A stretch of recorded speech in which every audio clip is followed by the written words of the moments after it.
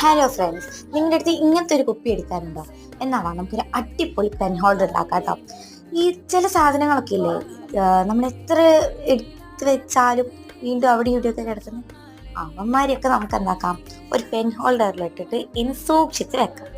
So നമുക്ക് ആകെ വേണ്ടത് ഒരു കുപ്പി വേണം, ഒരു കളർ പേപ്പർ, പിന്നെ കുറച്ച് പശ. ഇത്ര ഉണ്ടെങ്കിൽ നമുക്ക് അടിപൊളിയായിട്ട് ചെയ്യാൻ പറ്റും.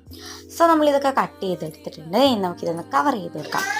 അങ്ങനെ ഇതിൽ നിങ്ങൾക്ക് വേണമെങ്കിൽ ക്യൂട്ടാക്കാം. ഞാൻ പിന്നെ എവിടെ തൊട്ട് കഴിഞ്ഞാലും പൊട്ടത്തരായത് കൊണ്ട് ഞാൻ അമ്മ പരിപാടിയൊന്നും എടുക്കുന്നില്ല.